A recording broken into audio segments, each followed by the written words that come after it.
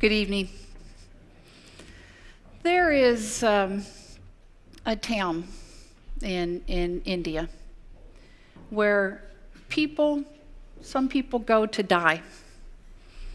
And it's actually people who have less than 14 days to live on this earth.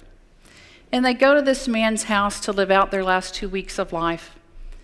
And in fact, if you are alive on day 15, you have to leave, okay?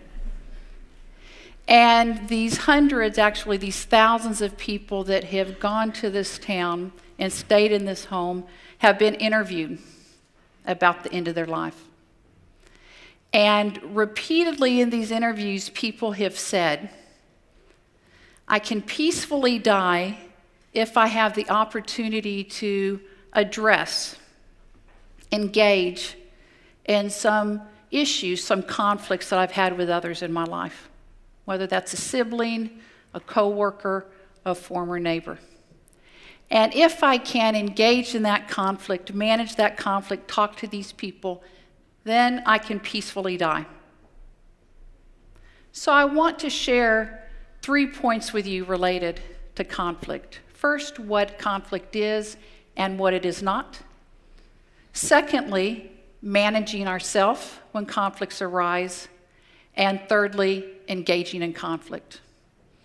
So conflict is a struggle that we have when we have opposing needs, ideas, beliefs, values, or goals as compared to another person. So we think different about something. Okay.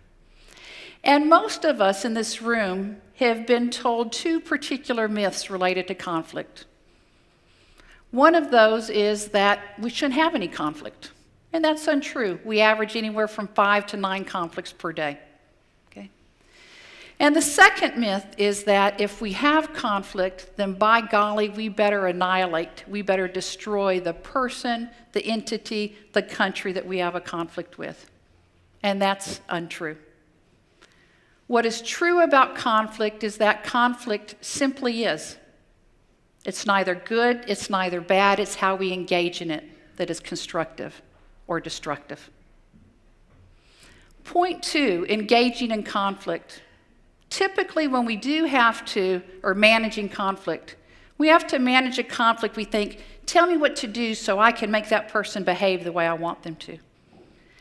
And effective conflict management begins with ourself first and not the other person. When we have conflict, typically we feel some dis-ease, discomfort, anxiety, and we have to find ways to manage what's going on in our mind and in our body and in our hearts. And we have to think about what structure do I want to use to talk through a conflict. And I have to use some skill sets such as self-awareness, perspective taking, working to understand another person's viewpoint, which doesn't necessarily mean I agree with their viewpoint, and working to suspend judgment while I listen for new information so I can engage in dialogue with a person. So we manage ourselves. And point 3, engaging in that conflict, we put the structure in place to address that conflict. We use those skill sets, some of what I've just mentioned. And when we engage in conflict, we as individuals experience relief. Okay? That we've managed that conflict instead of dreading encountering that person at work in our home environment.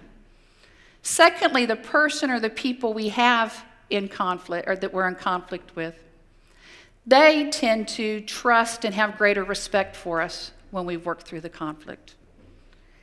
And thirdly, the organization, the family unit, benefits from conflict engagement because instead of having unresolved conflicts that take time and energy, okay, away from people's productivity, people can focus on the work at hand or the relationships at hand.